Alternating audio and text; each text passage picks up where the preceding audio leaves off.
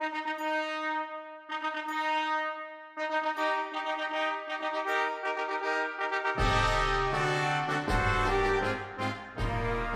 before I get you to do a thing to create your best man speech, I want to talk with you about your job, what it is about and what it is not about.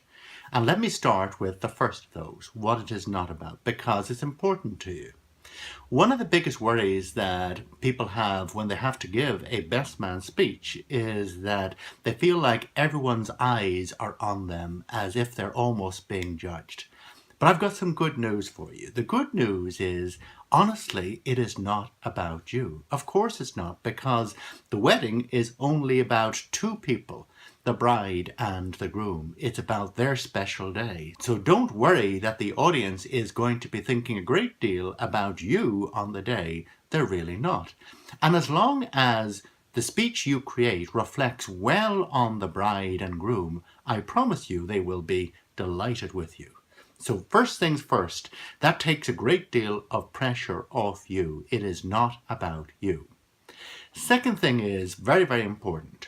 Don't try to be a teller of jokes. It might seem like that's a great way to get the audience laughing, and I promise you it's not a good recipe for a best man speech.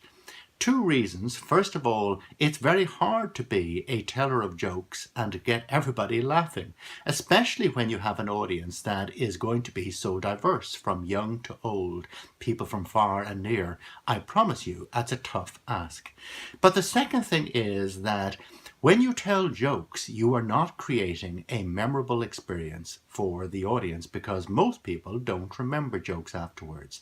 And really, that's not what the day is about. The day is about doing something that is memorable for the bride and the groom. So don't tell jokes, rather be a teller of stories. It's much easier for you, and I promise the audience will enjoy it a great deal more. One more thing that's very important in the don't category. Do not tell any crude jokes, anecdotes, or stories. And nor do I want you to get into any inside jokes or stories, because what you don't want the audience to do is to at any point go, I wouldn't have gone there, because once that happens, then you lose the audience, and you don't want to do that. So everything that you do must be PG. And the second thing is that, as I say, you don't want to do inside jokes because it'll fall flat for a large chunk of the audience. And again, you'll have a disconnection with your audience. So just don't do it. As to what your job is about, here's a good way to think about it. Your job as a best man is to be the minister of joy and of celebration. If you have shared stories, if you have shared thoughts that reflect well on the bride and the groom, the audience is going to love it, but so will the bride and the groom. And it's very important that you remember this. You know, for a bride and groom, this is a huge day, and it's going to create memories that will last a lifetime. You want to be part of positive memories. You don't want them to cringe at anything at all that you say on the day. So I'm going to show you exactly how you do that during the course of your best man speech.